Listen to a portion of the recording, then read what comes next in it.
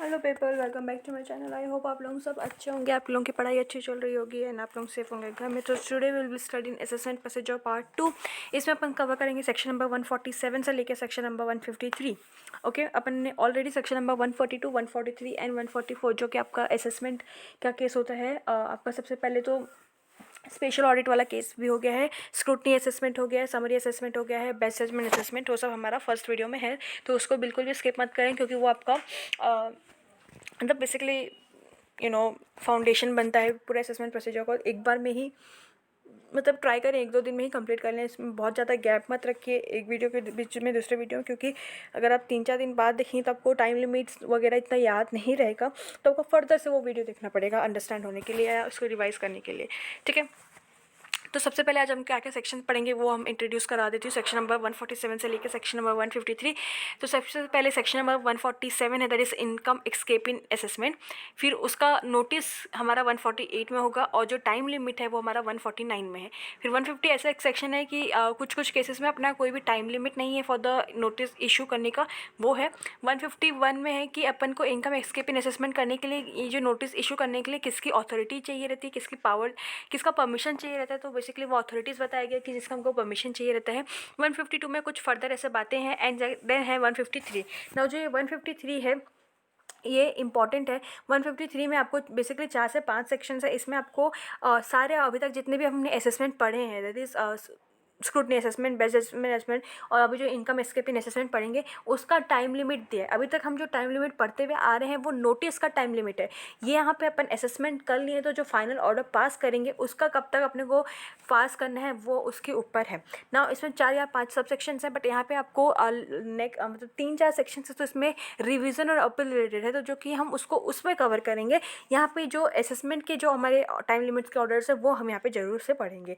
तो आज अपने को इस वीडियो में इतने सेक्शंस पढ़ने हैं। उसके बाद सर्च एंड सीजर वाले वीडियो आएंगे, उसी में मैं रेक्टिफिकेशन सेक्शन नंबर 154 है वही कवर कर दूंगी वहीं पे। ठीक है, तो that video will be search and seizure and rectification. तो यहाँ पे बेसिकली असेसमेंट प्रोसीजर के आपके 4 वीडियो जाएंगे। फर्स्ट है इनकम टैक्स अथॉरिटी, सेकंड है ये सेकंड सेक्शन नंबर 142 से लेकर सेक्शन नंबर 144, थर्ड है 147 से लेकर 153 and fourth will be search and seizure and rectification, then will go for appeal and revision.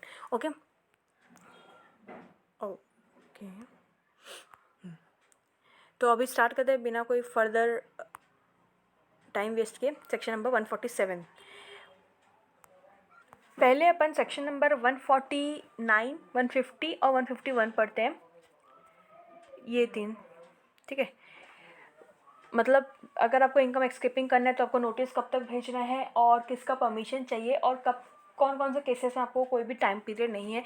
पहले ये 3 पढ़ते हैं एंड देन फिर अपन क्या पढ़ेंगे, ये दोनों पढ़ेंगे। ठीक है, तो बेसिकली पहले ये 4 पढ़ लो, ये 152 तो बेसिकली कुछ है ही नहीं। ठीक है, फर्स्ट आते हैं सेक्शन नंबर 149 से, दैट इज टाइम लिमिट के ऊपर है। तो टाइम लिमिट क्या चीज़ का है, टाइम लिमिट अपने को नोटिस सेंड करने का। अपने को नोटिस सेंड क्यों करना है, क्योंकि अपने को इनकम एस्केपिंग असेसमेंट करना है। Now income escaping assessment, regular assessment, best judgment assessment, इस समय क्या डिफरेंस है। रेगुलर असेसमेंट में बेसिकली मैंने आपको पहला वीडियो में यही बताया था कि उसमें कोई रीज़न टू बिलीव नहीं होता है। वो आप बस जनरली ये चेक कर रहे हो कि वो बंदा, वो जो एसएससी है उसने अपना टैक्स ठीक से पे किया है कि नहीं, इनकम कहीं अंडर स्टेट तो नहीं कर दिया या फिर एक्सपेंसेस को कहीं ज़्यादा तो नहीं दिखाया। इसमें कोई भी रीज़न टू बिलीव नहीं होता है, उसको अपन नॉर्मल रेगुलर असेसमेंट बोलते हैं।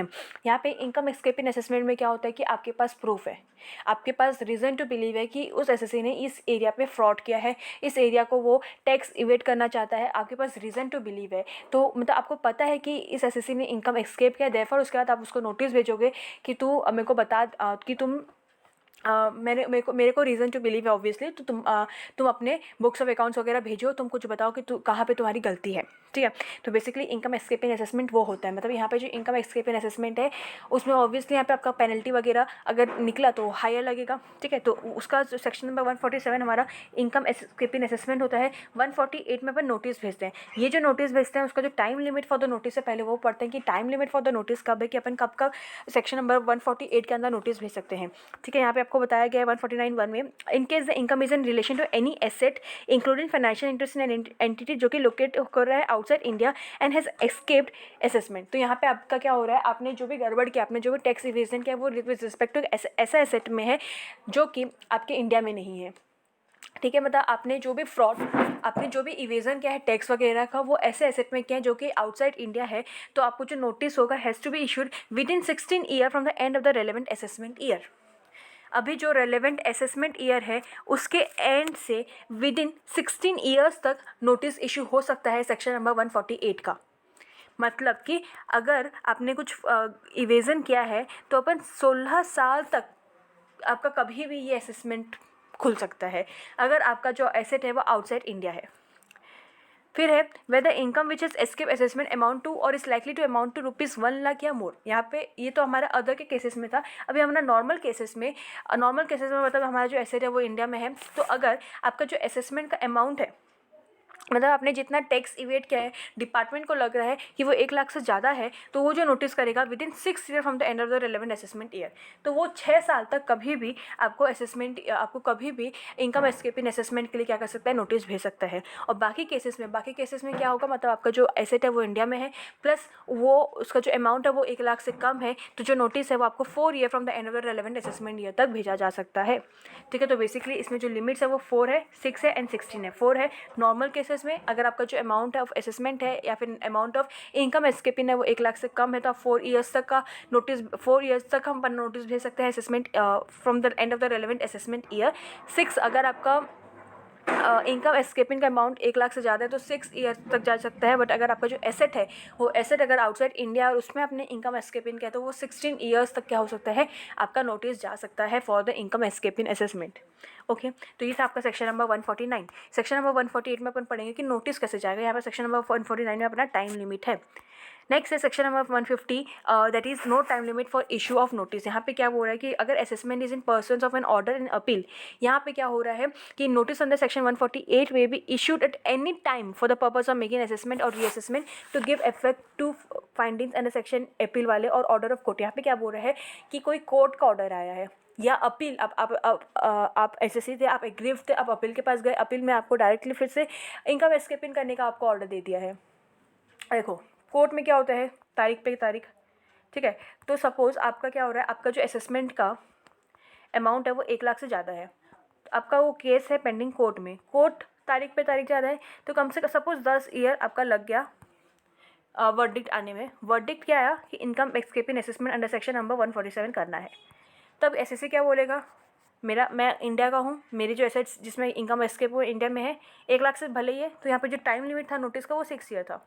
तो यहाँ पे जो कोर्ट का ऑर्डर है 147 नहीं हो सकता क्योंकि वो टाइम बार हो जा रहा है नोटिस। तो इस केस में हमारा सेक्शन नंबर 150 आया, यहाँ पे बोल रहा है कि अगर कोई भी हमारा असेसमेंट या रीअसेसमेंट को ऑर्डर कौन दे रहा है, अपील में ऑर्डर आ रहा है या फिर कोर्ट वगैरह कर रहा है, तो उसमें अपने को जो टाइम लिमिट दिया गया है अंडर सेक्शन नंबर 149 वो नहीं होगा। इसमें अपने को सेक्शन नंबर 150 में बताया गया कि इस केसेस में हमारा जो नोटिस का टाइम लिमिट है वो अनलिमिटेड है। ठीक है, मतलब कभी भी आप इसका नोटिस भेज सकते हैं 150 में। ठीक है, तो यही है, इसको जैसे क्लियर करना है। बहुत देर बाद एक इलस्ट्रेशन आया करें, 149 का है 140। अच्छा पहले पूरा कर लेते हैं फिर करेंगे ये वाला इलस्ट्रेशन, ठीक है, क्योंकि हमने 148 नहीं किया है।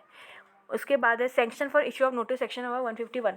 तो मैंने बताया था 148 में अपना नोटिस जाता है, 149 में अपना टाइम लिमिट जाता है, 150 में कोई भी टाइम लिमिट नहीं रहता है। 151 में अपने को किसकी परमिशन करके अपने को इनकम एस्केपिंग असेसमेंट का दरवाजा खटखटाना है वो अपने को बताता है। मतलब आप एक असेसिंग ऑफिसर हो, आप डायरेक्टली किसी भी एसएससी के ऊपर इनकम एस्केपिंग असेसमेंट नहीं कर सकते अनलेस एंड अनटिल आपके पास रीज़न टू बिलीव एविडेंस वगैरह है।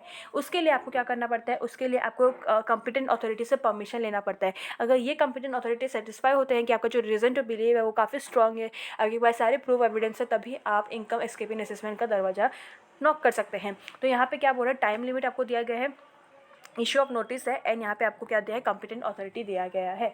यहाँ पे क्या बोल रहा है कि अगर आप 4 ईयर्स में आते हैं, 4 ईयर्स में कब आते हैं, अगर आपका जो असेसमेंट का अमाउंट है वो 1 लाख से कम है एंड आप इंडियन, आपके जो एसेट्स हैं वो सब इंडिया में ही है, तो यहाँ पे आपका इशू ऑफ नोटिस कौन करेगा, नोटिस कौन इशू करेगा। यहाँ पे बेसिकली 148 में आपने को ये भी बताया कि अपने नोटिस कौन इशू करेगा। तो यहाँ पे अपना असिस्टेंट ऑफिसर जो कि below the rank of joint commissioner है वो नोटिस इशू कर रहा है, क्योंकि 1 लाख से भी कम है यहाँ पे, तो इसमें आपको जॉइंट कमिश्नर का क्या चाहिए, अप्रूवल चाहिए।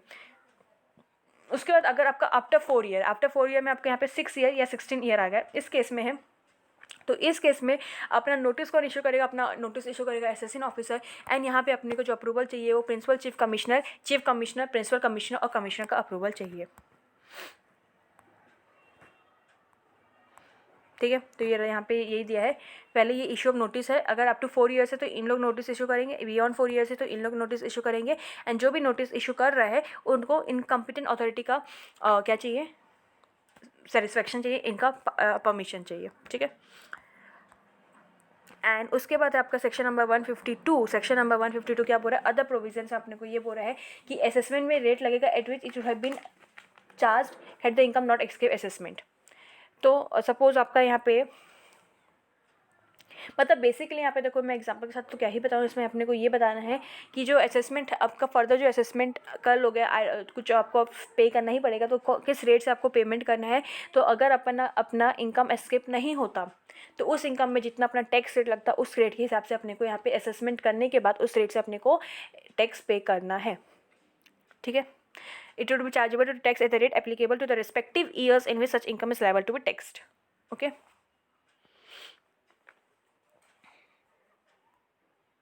तो अभी तक कौन कौन से सेक्शन हो गया है, सेक्शन नंबर 149 हो गया, 150 हो गया, 151 हो गया, 152 हो गया। एक बार रिवाइज कर लेते हैं। सेक्शन नंबर 149 में अपने को 3 लिमिट्स हैं। एक है 16 ईयर, 16 ईयर्स अगर आपका जो एसेट है वो आउटसाइड इंडिया और उसमें अगर इनकम एक्सक्लेम हुआ है तो रिलेवेंट असेसमेंट ईयर के नेक्स्ट 16 ईयर्स तक अपने नोटिस भेज सकते हैं। फिर है 6 ईयर, 6 ईयर अपना किस केसेस में, 6 ईयर अगर आपका जो असेसमेंट है वो इंडिया में ही है, आपका जो एसेट है वो इंडिया में ही और आपका जो असेसमेंट अमाउंट है, इनकम एक्सकेप अमाउंट है 1 लाख से ज़्यादा है तो वो 6 ईयर है। एंड अदर केसेस में अपना क्या है 4 ईयर है। 4 ईयर किस केसेस में होंगे, अगर आपका अमाउंट 1 लाख से कम है। यहाँ पे 150 में आपको क्या दे रखा है, यहाँ पे 150 में कोई टाइम लिमिट नहीं है ऐसा बताया है। हाँ 150 में आपको कोई टाइम लिमिट है ऐसा बताया, मतलब यहाँ पे अगर आपका जो भी इनकम एस्केप एंड असेसमेंट खुल रहा है, क्यों खुल रहा है, क्योंकि कोई कोर्ट नहीं बोल रहा है, कोई कोर्ट का वर्डिक्ट बोल रहा है, या फिर आपका यहाँ पे क्या हो रहा है अपील की वजह से खुल रहा है, तो इस केसेस में अपने को जो नोटिस अपने जो टाइम लिमिट पड़े हैं अंडर सेक्शन नंबर 149 वो एप्लीकेबल नहीं होगा। इसमें ऐसा कोई भी टाइम लिमिट नहीं है, मतलब यहाँ पे आप कभी भी नोटिस भेज सकते हो अंडर सेक्शन नंबर 148 अगर कोर्ट ने ऑर्डर दिया है या फिर अपील का ऑर्डर है तो, ठीक है। उसके बाद 151 में अपन अथॉरिटी पढ़े, अथॉरिटी में अपन 2 चीज़ पढ़े कि सबसे पहले कि नोटिस कौन इशू करेगा वो हम 148 में पढ़ेंगे। एंड नोटिस इशू करेगा तो अपने को किसका परमिशन चाहिए, तो अगर अपना जो है ये 4 ईयर्स का, 4 ईयर्स में मतलब अपना इनकम एस्केपमेंट 1 लाख से कम है तो सबसे पहले 148 के अंदर नोटिस कौन इशू करेगा, असेसमेंट ऑफिसर करेगा, सॉरी असिस्टेंट ऑफिसर करेगा जो कि below the rank of joint commissioner होगा। एंड इसमें इनको जो अप्रूवल चाहिए जॉइंट कमिश्नर का चाहिए। और अगर after 4 years that is 6 year या 16 ईयर्स है तो यहाँ पे आपका असिस्टेंट ऑफिसर इशू नोटिस करेगा एंड परमिशन चाहिए पीसीसी आईटी का, सीसीआईटी का एंड पीसीआईटी का और कमिश्नर का, ठीक है। और उसके बाद हमने यहाँ पे पढ़ा अदर प्रोविज़न में सेक्शन नंबर 152 अदर प्रोविज़न में कि में जिस रेट में लगने वाला था अगर आपका इनकम एस्केप नहीं होता उस रेट से आपका यहाँ पे क्या होगा टैक्स चार्ज हो जाएगा। अब 3 सेक्शन बचे, that is section number 147, section number 148 and section number 153। 153 तो अपन लास्ट में पढ़ेंगे, अभी पढ़ लेते हैं section number 147। What is 147, that is income escaping assessment. यहाँ पे फर्स्ट वर्ड देखो जो हाईलाइट है वो है रीज़न टू बिलीव। यही डिफरेंस है बिटवीन स्क्रूटनी असेसमेंट। अगर स्क्रूटनी असेसमेंट 143 सबसेक्शन 3 में यहाँ पे अपने को ये बोला इसमें कोई भी रीज़न टू बिलीव नहीं था। रीज़न टू बिलीव नहीं था मतलब अपने पास कोई प्रॉपर एविडेंस नहीं था, वो तो अपन जस्ट ऐसे ही सैम्पलिंग बेसिस में सरप्राइज टेस्ट कर रहे थे, राइट। सरप्राइज टेस्ट कर रहे थे कि उसने ठीक से किया है कि नहीं, सैम्पलिंग बेसिस में किसी को उठा लियो देखे कि उसने ठीक से किया है कि नहीं। यहाँ पे इनकम एस्केप एंड असेसमेंट में कोई भी सैम्पलिंग बेसिस में नहीं होता है। हमारे पास उस बंदे के उस एसेसी के अगेंस्ट ठोस सबूत है कि उसने कुछ उसने कुछ टैक्स इवेजन किया है, उसने कुछ गड़बड़ किया, उसने कुछ घोटाला किया, देयरफॉर हम इनकम एस्केप एंड असेसमेंट का नोटिस भेजेंगे और उसका इनकम एस्केप एंड असेसमेंट करेंगे, ठीक है। यहाँ पे जो भी असिस्टेंट ऑफिसर है उसके पास रीज़न टू बिलीव होना चाहिए, मतलब उसके पास एविडेंस वगैरह होना चाहिए कि कोई भी इनकम क्या हुआ है यहाँ पे एस्केप हुआ है। If assessing officer has reason to believe that any income chargeable to tax has escaped for any assessment here, तो उसको सेक्शन नंबर 148 से लेकर सेक्शन नंबर 153 करना है। 148 में नोटिस इशू करना है, 149 की टाइम के हिसाब से करना है, 150 में नो टाइम वाला है, 151 में ऑथोरिटी लेना है, 152 में उसके हिसाब से करना है, ठीक है। उसको एसेस करना है या रीएसेस करना है, वो एसेस भी कर सकता है, रीएसेस भी कर सकता है उस इनकम को, या फिर कोई अदर इनकम जो कि चार्जेबल टू टैक्स है which is escape assessment and which come to his notice subsequent in the course of proceeding under the section और रिकम्प्यूट द लॉस और डेप्रिसिएशन अलाउंसेस और any other allowances as the case में for the relevant assessment ही है। ये second para पढ़ो, ये important है। यहाँ पे बोल रहा है कि जो असेसिंग ऑफिसर है वो एसेस कर सकता है, रीएसेस कर सकता है income in respect of any issue which come to his notice subsequently in the course of proceeding under this section even though the reason for such issue does not form part of the reason recorded under section 148(2). तो basically यहाँ पे ये क्या बोल रहा है कि देखो यहाँ पे हमारा असिस्टेंट ऑफिसर सपोज इसमें जो उसको रीज़न टू बिलीव था कि वो सपोज आइटम एक्स में वो क्या क्या है, वो असेसमेंट एस्केप किया है, इसलिए वो क्या क्या 147 का असेसमेंट स्टार्ट किया, नोटिस भेजा वगैरह सब भेजा। उसके बाद जब वो ड्यूरिंग द असेसमेंट था, जब वो एविडेंस वगैरह कलेक्ट करा था, उसको ये पता चला कि आइटम वाई रिलेटेड भी उसने इनकम एस्केप किया है। तो यहाँ पे वो उसको भी उसको बाद में मतलब उसको वो वाली बातें वो इशू बाद में सब्सिक्वेंटली नोटिस हुई इन the course of proceeding in the sections. तो इस केस में भी वो ये वाला असेसमेंट कर सकता है। उसके लिए ऐसा नहीं है कि हमने तो 148 में अलग ही रीज़न बताया था, 148 में नोटिस अपने को रीज़न मतलब रीज़न पहले रिकॉर्ड करके रखना रहता है। तो यहाँ पे अपने को रीज़न कुछ और पहले रिकॉर्ड किया था, अभी कुछ और क्लिक करें, ऐसा कुछ एसएससी ऐसा कुछ नहीं बोल सकता है। यहाँ पे अगर जिस रीज़न के जो रीज़न था, ठीक है, जो रीज़न अगर मैं पहले आपको रीज़न वाला क्लियर करती हूँ। यहाँ पे जो रीज़न टू बिलीव होता है ना, उसको यहाँ पे जो असिस्टेंट ऑफिसर है उसको रीज़न टू बिलीव जो भी होता है उसको रिकॉर्ड करके रखना पड़ता है, बट यहाँ पे जो एसएससी है उसको नहीं बताना रहता है यहाँ पे। और सर्च एंड सीजर में क्या होता है कि जो भी रीज़न टू बिलीव है उनको बस एक जगह पे रिकॉर्ड करके रखना रहता है, जो एसएससी है उसको नहीं बताना रहता है। क्यों नहीं बताना रहता है एसएससी को? क्योंकि अगर आप ऑलरेडी उसको बता दोगे कि मेरे को से आर्टिकल एक्स में तुम्हारा डाउट है, तुम जो एक्स प्रोड्यूस करते हो उसमें तुम्हारा सपोज एक 3-4 यूनिट प्रोड्यूस करते हैं, तुम जो ये वाले एरिया में करते हो उसमें जो तुम्हारा जो भी टैक्सेशन है, तुम जो भी एक्सपेंसेस डिसअलाउ कर रहे हो उसमें दिक्कतें। अगर तुम ये ऑलरेडी बता दोगे पहले से, तो जब नोटिस में अगर ये पहले से चला जाएगा रीज़न, तो वो जो एसएससी है वो उस एरिया में काफ़ी कॉन्शियस हो जाएगा। मतलब उस एरिया में जो भी अगर उसको लग रहा है कि कुछ गलत है तो उसको ठीक करने की कोशिश करेगा, या फिर मतलब उस एरिया में वो बेसिकली बहुत सारे रीजंस ढूंढ लेगा कि हमने ऐसे एक्सपेंसेस क्यों किया, ये क्या किया है। और अगर वो क्या करते हैं, अगर रीज़न टू बिलीव नहीं बताएगा तो वो एक्स के साथ साथ बाकी कहीं पर भी अगर उसने गलती कर रखा है तो वो उसको बता सकता है। ठीक है, तो यही है कि यहाँ पर पूरे को रीज़न टू बिलीव एसएससी को नहीं बताना पड़ता है। तो यहाँ पे है कि अगर जो असिस्टेंट ऑफिसर है उसके पास रीज़न टू बिलीव है कि कोई भी इनकम चार्जेबल टू टैक्स है वो एस्केप कर रखा है, तो वो सेक्शन नंबर 148 से लेकर सेक्शन नंबर 153 लाएगा। उसके बाद जब असिस्टेंट ऑफिसर सब्सिक्वेंटली उसको कुछ नोटिस पता चल ऐसा कुछ इशू पता चला जो कि again in the course of proceeding है, तो उसके लिए भी वहाँ जो कि जिसका कि रीज़न अपने को सेक्शन नंबर 142 में नहीं लिखा गया है, तो उसके लिए भी वो इनकम एस्केपिंग असेसमेंट स्टार्ट कर सकता है। क्लियर है? बट यहाँ पे एक चीज़ है कि जो असिस्टेंट ऑफिसर है वो रीएसएस से एसेस कर सकता है वो इनकम या अदर वो इनकम जिसमें उसको लग रहा है एस्केप हो रहा है, खाली वो इनकम वो एसएस से रीएसेस करेगा क्या? नहीं, पूरा अदर इनकम भी एसएस से रीएसेस कर सकता है, वो कर सकता है। बट अगर उसका जो मैटर है ना वो अपील या रिविज़न में पेंडिंग है ना, तो वो नहीं कर सकता है। मतलब जो इशू आपने जिस इशू को लेके आपने ये 147 इनिशिएट किया है, वही इशू अगर उस बंदे का अपील या रिवीजन में पेंडिंग है ना, तो इट डजंट मीन कि वो आप क्या कर सकते हो उसके लिए ये वाला असेसमेंट कर सकते हो। अपील या रिवीजन में जब उसका वर्डिक्ट आएगा उसके बाद आप भले एक बार असेसमेंट कर सकते हो। ठीक है, अभी इसको नहीं कर सकते हो। तो अभी तो ये बार कितना पढ़े बता देती हूँ। फर्स्ट सबसे पहले रीज़न टू बिलीव होना चाहिए, रिकॉर्ड करके रखना है, एसएससी को नहीं बताना है। इस मतलब ये जिसके लिए हमको लग रहा है कि जो इनकम एस्केप है वो इनकम को अपन एसएस या रीएसएस कर सकते हैं, उसके साथ साथ अदर इनकम को भी अपन कर सकते हैं। और यहाँ पे अगर during the course of assessment या प्रोसीडिंग उसको और कोई सा इशू नोटिस हुआ है सब्सिक्वेंटली, तो उसके लिए भी वो असेसमेंट कर सकता है। दैट डजंट मीन कि वो रीज़न टू बिलीव दूसरे के लिए किया था और यहाँ पे असेसमेंट दूसरे में कर रहा है। दैट डजंट मीन अगर वो उसका during the course of the proceeding उसको पता चला तो उस पर भी वो क्या कर सकता है, एस्केप असेसमेंट वाला प्रोसीजर कर सकता है। ठीक है, यहाँ पे ये टाइम लिमिट है वो हमारा हो गया। इसका ये रीज़न टू बिलीव है, रीज़न टू बिलीव होना चाहिए and not reason to suspect. जैसे आप सस्पेक्ट कर रहे हो तो ये बात नहीं होगा, आपके पास एविडेंस रहना चाहिए कि हाँ उसने कुछ टैक्स इवेजन या अपने इनकम एस्केप करने की कोशिश की है, और जो भी बिलीव होगा वो गुड फेथ में होना चाहिए ना। इसमें क्वेश्चंस आते हैं कि रीज़न टू बिलीव में क्या क्या रहते हैं, क्या क्या नहीं रहते हैं। तो क्या क्या रहते हैं क्या क्या नहीं रहते हैं वो तो बता देती हूँ। सबसे पहले जैसे कि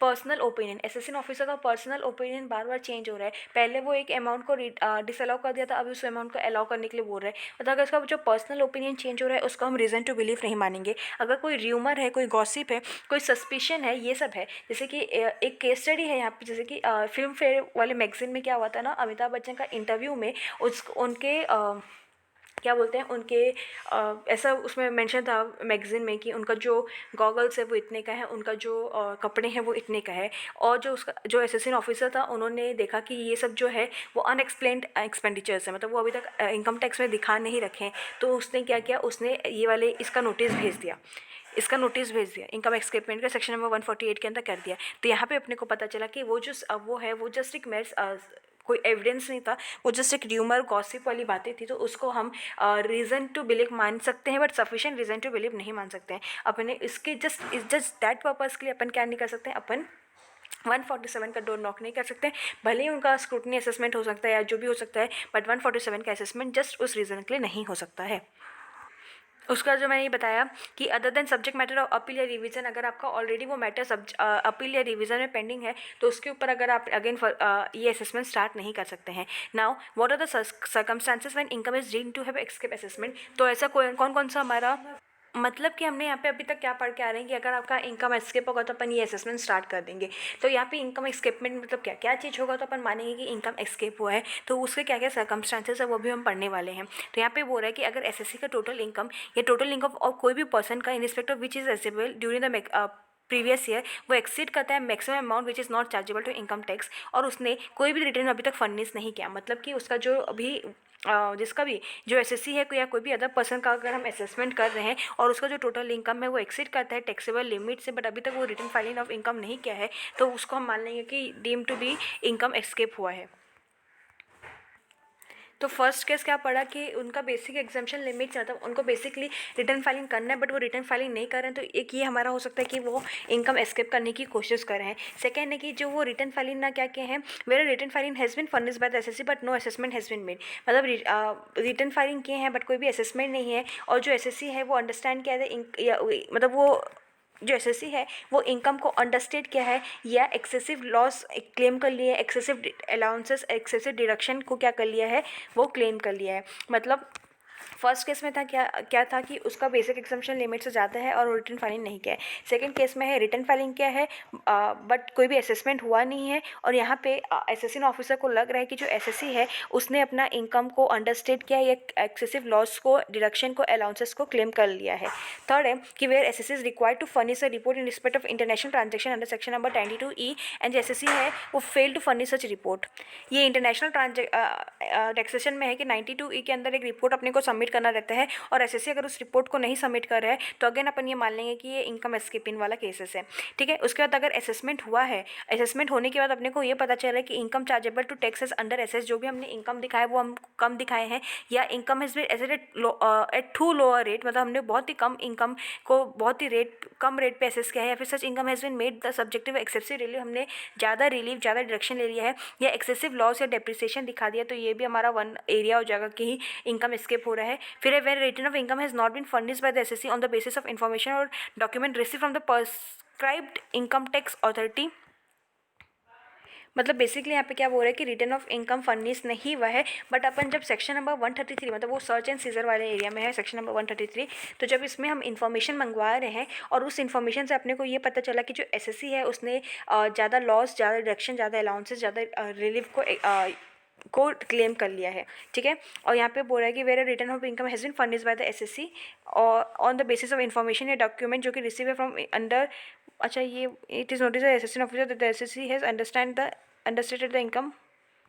तो ठीक है, अब मैं उसको पूरा समराइज़ करती हूँ। बेसिकली 7 ठुक हैं जिसको अपन deem to be income escaping मांग सकते हैं। ठीक है, फर्स्ट क्या है कि आपने रिटर्न ऑफ इनकम फर्निश नहीं किया है। ठीक है, आपका असेसमेंट भी नहीं हो रहा है, बट आपका जो बेसिक एग्जाम्पशन लिमिट है वो एक्सीड कर रहा है। मतलब अगर आप एक नॉर्मल इंडिविजुअल हो तो 2,50,000, आप अगर सीनियर सिटीजन हो तो 3 लाख, सुपर सीनियर सिटीजन हो तो 5 लाख। ठीक है, आपका एग्जाम्पशन लिमिट एक्सीड कर रहा है, बट आप रिटर्न फाइलिंग नहीं किया, कोई भी असेसमेंट नहीं हुआ है, तो ये वन ऑफ द केस है कि अपन क्या मान लेंगे कि आपको जो इनकम है वो एस्केप हुआ है।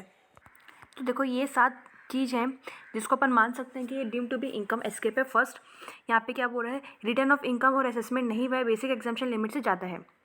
रिटर्न ऑफ इनकम हो गया है, असेसमेंट नहीं हुआ है, इनकम कम दिखाए हैं और जो भी क्लेम है, क्लेम क्या कर सकते हैं अपन, डिडक्शन का क्लेम कर सकते हैं, रिलीफ का क्लेम कर सकते हैं, डेप्रिसिएशन का कर सकते हैं, उसके बाद लॉसेस का कर सकते हैं, वो हम ज़्यादा कर रहे हैं, ठीक है। उसके बाद जो टीपी रिपोर्ट है, यहाँ पे अपना सेक्शन नंबर 92E में एक रिपोर्ट हमको सबमिट करना रहता है और एसएससी उस रिपोर्ट को, टीपी रिपोर्ट को नहीं कर रहा है, तो ये एक रीज़न हो सकता है। फोर्थ में यही कि हमने असेसमेंट किया और असेसमेंट करने के बाद अपने को पता चला कि हमारा जो इनकम है वो कम दिखाए, क्लेम ज़्यादा है, ठीक है। उसके बाद है कि सेक्शन नंबर 133 सबसेक्शन C2 में अगर हम कोई इन्फॉर्मेशन कॉल कर रहे हैं, इन्फॉर्मेशन कॉल करने के बाद अपने को ये सब पता चला कि अगेन इनकम ज़्यादा है, इनकम कम है, क्लेम ज़्यादा है। फिर अगर हमारा कोई भी एसेट लोकेट हो रहा है आउटसाइड इंडिया, जैसे कि कोई भी पर्सन का अगर वो स्विस बैंक में अकाउंट है, ठीक है, तो ये उसका एसेट है, बैंक अकाउंट लोकेट हो रहा है आउटसाइड इंडिया, तो वो एक रीज़न हो सकता है, या कोई अदर रीजंस भी हो सकते हैं। अदर रीजंस में अपना अगर कोई भी बाद में अपने को पता चला कोई भी इशू, तो उसको हम मान सकते हैं कि डिम वाला होगा, ठीक है। तो ये था आपका सेक्शन नंबर 147। एक बार 147 फिर से अपन रिवाइज करते हैं। 147 में हमने को क्या बोला है कि जो असेसिंग ऑफिसर है उसके पास रीज़न टू बिलीव होना चाहिए कि कोई भी इनकम एस्केप हुआ है फॉर एनी असेसमेंट या, तो उसके लिए सेक्शन नंबर 148 से लेकर सेक्शन नंबर 153 अप्लाई करेगा। उसके बाद वो इनकम जो उसको लग रहा है एस्केप है, उसके साथ साथ अदर इनकम को भी दे सकता है, और अगर कोई भी इशू सब्सिक्वेंटली उसको नोटिस हुआ तो उसके ऊपर भी वो इनकम एस्केपमेंट असेसमेंट कर सकता है, ठीक है। उसके बाद रीज़न टू बिलीव होना चाहिए, not reason to suspect, the believe must be in good faith, change in personal opinion, rumour, gossip, suspicion, ये हमारे रीज़न टू बिलीव नहीं आएंगे। उसके बाद अगर कोई भी मैटर हमारा अपील में या रिवीजन में है तो उसके लिए हम क्या नहीं कर सकते, इनकम एस्केपमेंट असेसमेंट अभी फिलहाल नहीं कर सकते हैं, ठीक है। उसके बाद मैंने यहाँ पे और कुछ बताया था क्या, ओके। इसके बाद और क्या क्या बताए थे कि यहाँ पे जो रीज़न्स टू बिलीव होते हैं उसको हम रिकॉर्ड करते हैं बट एसएससी को नहीं बताते हैं, ठीक है, क्योंकि एसएससी को बता देंगे तो वो बहुत ही क्यूरियस पहले से हो जाएगा और बहुत कॉशनली सब काम करेगा फिर। उसके बाद क्या 7 जगह है जहाँ पे अपन मान लेंगे कि deem to be income escape है, हमने रिटर्न ऑफ इनकम और असेसमेंट फाइल नहीं किया बट बेसिक एग्जाम्पशन लिमिट से ज़्यादा है, रिटर्न ऑफ इनकम फाइल नहीं किया है, असेसमेंट फाइल किया, इनकम कम है, क्लेम ज़्यादा है, टीपी रिपोर्ट नहीं किया, असेसमेंट किया है बट अपने को असेसमेंट करने के बाद पता चला कि इनकम कम है, क्लेम ज़्यादा है, सेक्शन नंबर 133 C2 में इन्फॉर्मेशन मंगवाने के बाद पता चला, या अदर्स हो सकता है, या कोई भी अगर एसेट अपना आउटसाइड लोकेट हो रहा है तो वो हम deem to be income escapement मान सकते हैं। अब आते हैं section number 148, that is issue of notice where income has escape assessment. तो यहाँ पे बोल रहा है कि हमको नोटिस, यहाँ पे जो भी होगा वो नोटिस का सर्व इन डेट देखना है, notice to be serve requiring him to furnish ROI within time specified. इसमें जो हमारा ये जो नोटिस भेजते हैं उसमें हम ROI मंगवाते हैं। हम क्या कर रहे थे, हम 143 सबसेक्शन 3 में रेगुलर असेसमेंट के लिए जो भी नोटिस भेजते हैं वो 143 सबसेक्शन 2 में पढ़ रहे थे, एंड 143 सबसेक्शन 2 में 2 चीज़ बोल रहा था, आइदर वो बंदा को खुद आने के लिए बोल रहे थे या बुक्स और अकाउंट्स को प्रोड्यूस करने के लिए बोल रहे थे, ठीक है। बट यहाँ पे जो हम 148 के अंदर जो भी हम असेसमेंट भेजेंगे उसमें हम ROI मंगवाएंगे, ठीक है। ये देखो यहाँ पे लिखा है, the assessing officer shall serve on the assessee a notice requiring to furnish a return with such with in such period as may be specified in the notice, return to his income or the income of any other person for whom he is assessable under this act during the previous year corresponding to relevant assessment year in the prescribe. वो form अपन ही पढ़े हैं, ये सब के assessing of before issue any notice on registration record is reason for doing so, और उसको रीजन भी पूछना है कि अपन क्यों उसको रिकॉर्ड करना है। देखो उसको बताना नहीं है, उसको जस्ट रिकॉर्ड करना है रीजन कि वो अपने से रिटर्न ऑफ इनकम क्यों मंगवा रहा है। उसके बाद यहाँ पे कुछ पॉइंट्स टू रिमेंबर बताएं। पॉइंट्स टू रिमेंबर बेसिकली अपने को ये क्वेश्चन सॉल्व करने में काम आता है। यहाँ पे क्या बोल रहा है कि अपन क्या पढ़े कि यहाँ पे अपने को रीज़न टू बिलीव नहीं देना एसएससी को, जब तक अपन नोटिस भेजेंगे उससे पहले अपने को first reason to believe record करना है, रीज़न टू बिलीव अपने को भेजना नहीं है। तो यहाँ पे बोल रहा है कि एक बार हमने नोटिस भेज दिया, ROI मांगने के लिए नोटिस भेजेंगे और जो एसएससी है वो ROI फाइल कर दिया, उसके बाद अगर वो अपने से रीज़न पूछ रहा है तो अपने को रीज़न देना कंपलसरी है, ठीक है। ROI फाइल करने के बाद अपने से रीज़न पूछ रहे हैं तो रीज़न अपने को देना है, ठीक है। और अगर उसको एसएससी को रीज़न इनवैलिड लगा तो हाई कोर्ट में जाके उस अपने उसको स्क्वैश करवा सकता है, ठीक है, डिप्यूटेशन को। उसके बाद यहाँ पे बोल रहा है कि अपने को 148 में वो क्या मंगवा रहा है, ROI मंगवा रहा है। सपोज हमने ROI ऑलरेडी आइदर 139(1) में भर रखा है या फिर 4 में भर रखा है या फिर 5 में भर रखा है, तो भी क्या फिर फर्दर अपने को 148 में करना है, तो यस आप एक बार भले ऑलरेडी फाइल कर रखे हो, अगेन आपको अगर 148 का नोटिस आ रहा है तो अगेन आपको रिटर्न ऑफ इनकम फाइल करना है, ठीक है। उसके बाद यहाँ पे एक जो मैटर पढ़े थे हम दूसरे, जैसे कि यहाँ पे क्या हो रहा था कि यहाँ पे जो एसएससी है वो एक्स चीज़ के लिए उसको लग रहा था कि यहाँ पे हमारा इनकम क्या हो गया है, एस्केप हो गया है, ठीक है। सब्सिक्वेंटली उसको पता चला वाई में भी इनकम एस्केप हो रहा है, एंड देन सब्सिक्वेंटली इसको पता चला कि एक्स में जो इनकम एस्केप हो रहा है ना वो अपने को गलत लगा था, एक्स में नो इनकम इज एस्केप्ड। अब यहाँ पे अपन जो नोटिस जनरली भेजे थे अपन रीज़न टू बिलीव जो रिकॉर्ड किए थे वो एक्स के लिए किए थे, ठीक है। यहाँ पे क्या बोल रहा था अपने को, एक्स के लिए किए थे, बट अगर वाई भी है तो तुम कर सकते हो इनकम एस्केपमेंट। बट यहाँ पे क्या बोल रहा है, अब एक्स है ही नहीं, हम जिसके लिए नोटिस भेजे थे, जिसके लिए रीज़न टू बिलीव भेजे थे वो एक्स के लिए था, बट अब एक्स तो इनकम एस्केपमेंट हुआ ही नहीं है, तो अभी अपने को सिर्फ और सिर्फ वाई दिया है। अब वाई के लिए, अगर वाई को हमको एसेस करना है तो उसके लिए हमको एक क्या करना पड़ेगा, एक हमको फ्रेश नोटिस इशू करना पड़ेगा। वाई के लिए एक फ्रेश नोटिस इशू करने पड़ेगा and fresh reason to believe अपने को क्या करना है, रिकॉर्ड करना पड़ेगा, ठीक है। देखो यहाँ पे इंडिपेंडेंटली अगर अपने को वाई को एसेस करना है, जो कि अपने को बाद में पता चला, उसके लिए फ्रेश करना है। अगर आपको एक्स और वाई दोनों के लिए करना है तो आपको कोई भी फ्रेश इशू करने की ज़रूरत नहीं है, ओके। तो ये था अपना ये वाला, इसमें बस अपना एक लास्ट सेक्शन जरिए सेक्शन नंबर 153 बचा है। एक बार मैं आपको वापस से रिवाइज करा देती हूँ स्टार्टिंग से। सबसे पहले यहाँ पे सेक्शन को इंट्रोड्यूस होते हैं वंस अगेन। 147 हमारा इनकम एस्केपमेंट है, 148 हमारा नोटिस इशू है, 149 में टाइम लिमिट है, 150 में अपील का कोई भी टाइम लिमिट नहीं होता, 151 में अथॉरिटी है, 152 में अदर है एंड 153 में हमारा टाइम लिमिट फॉर ऑर्डर है। 147 में रीज़न टू बिलीव होना चाहिए कि उसने एस्केपमेंट किया है और उसको फिर वो फर्दर क्या कर सकता है, एसएस या रीएसएस कर सकता है। और उसको बाद में कोई ऐसा कुछ पता चला तो वहाँ पे वो क्या करेगा, वो फर्दर उस अगर कुछ बाद में ऐसा कुछ इशू पता चला आफ्टर ड्यूरिंग द प्रोसीडिंग तो वहाँ पे ये क्या कर सकता है, अगेन उसमें भी इनकम एस्केपमेंट असेसमेंट लगा सकता है। और जो इनकम जिसमें अपने को लग रहा है कि इनकम एस्केप पर खाली उसी को अपन सर्च कर सकते हैं, उसी को अपन एग्जामिन कर सकते हैं, क्या नहीं, हम अदर इनकम्स को भी एग्जामिन कर सकते हैं, ठीक है। उसके बाद यहाँ पे बोला रीज़न टू बिलीव होना चाहिए, नॉट रीज़न टू सस्पेक्ट। और यहाँ पे अपन पढ़े थे कि गॉसिप, र्यूमर, सस्पेशंस ये सब हमारे रीज़न टू बिलीव नहीं होते। उसके बाद अगर कोई भी मैटर आपका अपील या रिवीजन में तो उसके लिए आप इनकम एस्केपमेंट नहीं कर सकते हो। और सर्कमस्टांसेस जहाँ पे अपन यहाँ पे 7 सर्कमस्टांसेस पढ़ते हैं जिसको हम बोलेंगे कि डीम टू बी एस्केप मानेंगे, ठीक है। उसके बाद यहाँ पे आता है section number 148 that is notice. यहाँ पे मैं एक बात और बताना भूल गया कि रीज़न टू बिलीव अपने को एसएससी को नहीं बताना है, बस रिकॉर्ड करके रखना है। बट यहाँ पे अपन उसको 148 का नोटिस भेजेंगे। 148 का नोटिस अपन क्यों भेजते हैं, रिटर्न फाइलिंग के लिए मंगाते हैं। तो अगर रिटर्न फाइलिंग करने के बाद अगर जो एसएससी है वो अपने से रीज़न मांग रहा है तो अपन उसको रीज़न देंगे। और उसको तब लग रहा है, एसएससी को तब लग रहा है कि उसका जो रीज़न है वो इनवैलिड है, तो वो हाई कोर्ट में जाके हमारे जो भी रीज़न टू बिलीव है उसको स्क्वेस करवा सकता है, ठीक है।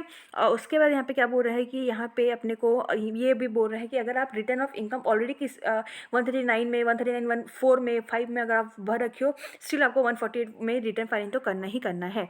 उसके बाद यहाँ पे ये भी एक बात है, ये जो पॉइंट्स टू रिमेंबर में, इंडिपेंडेंटली अगर आप खाली एक कर रहे हो जिसका आपने नोटिस नहीं भेजा है, जिसका आप रीज़न टू बिलीव नहीं किया, जो कि आपको सब्सिक्वेंटली पता चला है इशू, तो उसके लिए आपको फ्रेश नोटिस इशू करना पड़ेगा, ठीक है। ओके फिर टाइम लिमिट अपन पढ़े, टाइम लिमिट अपने 149 में पढ़े। टाइम लिमिट में अगर आप बाहर, अगर आपका एसेट जो कि इनकम एस्केपमेंट है वो बाहर है तो रिलेवेंट असेसमेंट ईयर से लेकर 16 ईयर्स आपका नोटिस जा सकता है।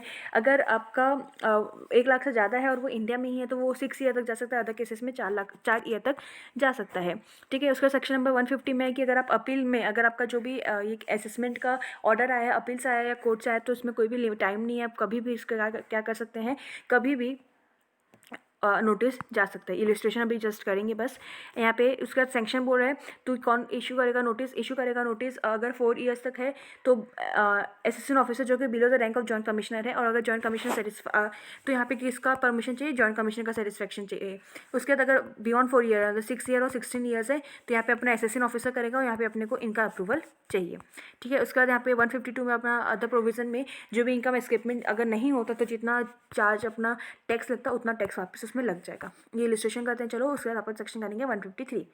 Okay The assessment of Mr. Hari for assessment year 2013 was made on 28th March 2014, making a addition of 3,25,000 for a certain income received during the previous year 11-12. The SSC considered that the addition before commissioner but lost the case. Okay, the appellate tribunal passed an order on 26/2/2019 holding that the said income was not taxable in the previous year 11-12 but the same was taxable in the year of accrual, that is on 2006 and 7.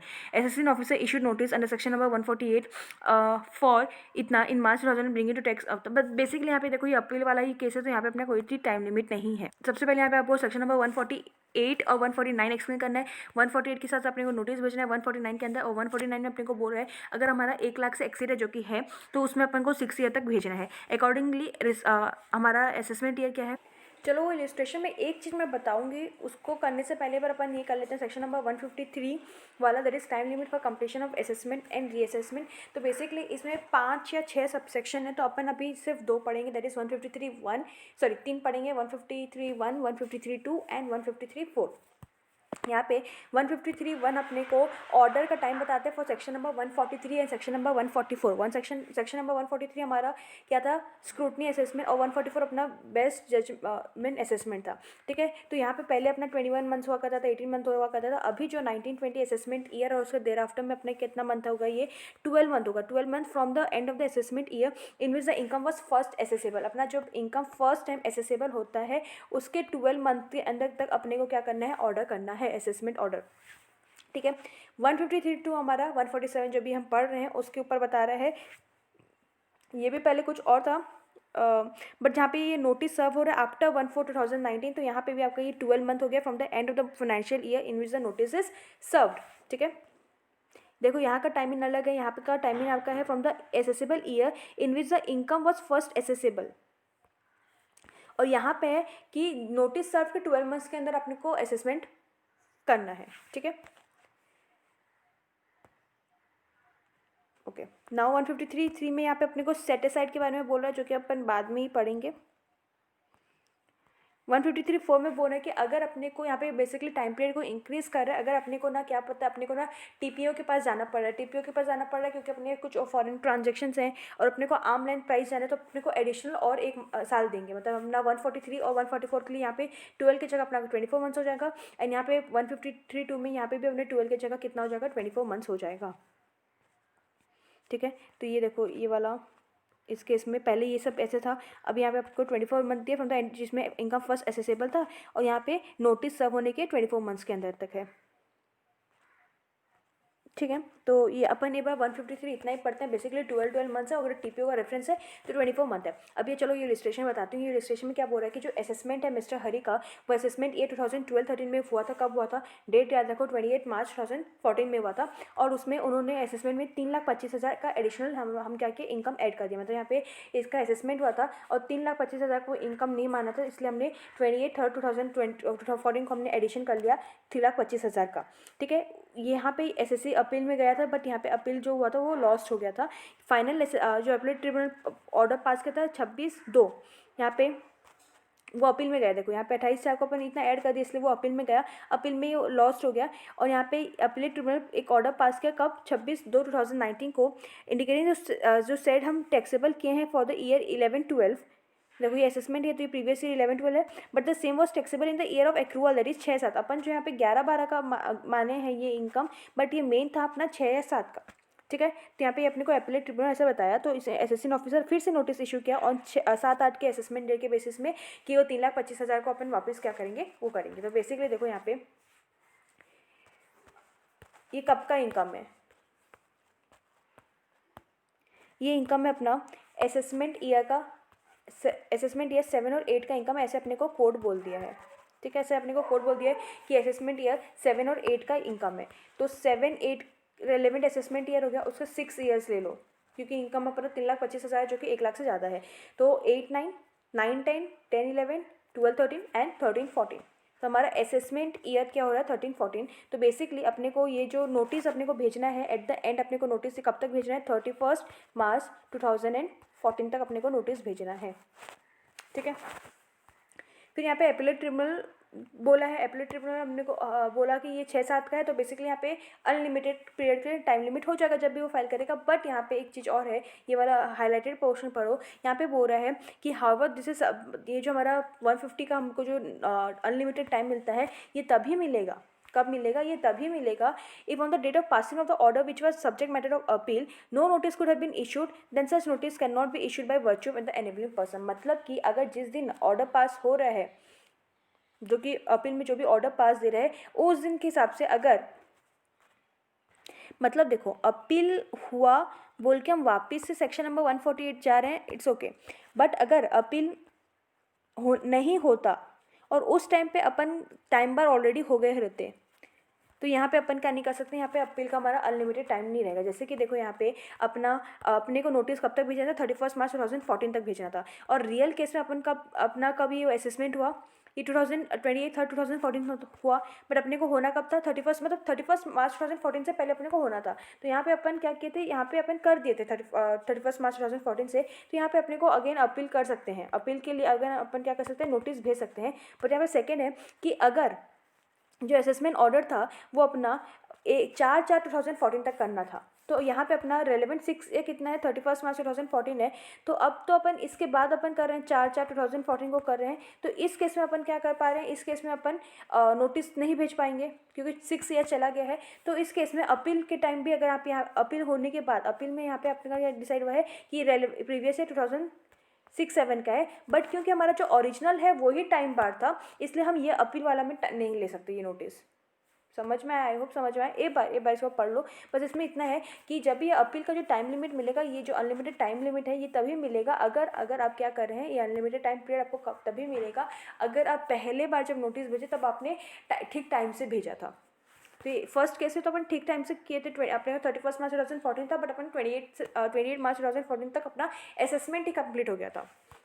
But यहाँ पे 4/4/2014 तक ये सब नहीं हुआ था, therefore उसमें अपने को नहीं मिलेगा। Had the assessment order for assessment year 2013 has been made on 4/4/2004 then the same would have been outside the 6 year limit and hence since notice could not have been issued at that point of time, it can not be now issued invoking the provision of section number 151। उस time issue नहीं कर पाएंगे तो अभी भी issue नहीं कर पाएंगे। उस अपील का बेनिफिट अपने को तभी मिलेगा अगर हम अपन उस टाइम नोटिस इशू कर पाएंगे। होप क्लियर हुआ होगा। यहाँ पे अपना असेसमेंट प्रोसीजर खत्म होता है। इसमें आपका सर्च एंड सीजर का भी एक असेसमेंट है 153 है, जो कि सर्च एंड सीजर वाले में ही आएगा। एंड यहाँ पे अपना रेक्टिफिकेशन है, कुछ 1-2 और छोटे छोटे हैं, वो अपन एक ही वीडियो में rectification and search and scissor वाले वीडियो में कर लेंगे। यहाँ पे आपका असेसमेंट प्रोसीजर 1 और असेसमेंट प्रोसीजर 2 कंप्लीट हुआ है। एक बार ये इलस्ट्रेशन जरूर देख के जाना, और इसके क्वेश्चंस अगर अपने को टेस्ट नॉलेज में मिलेंगे वो तो अपन करेंगे ही, ठीक है।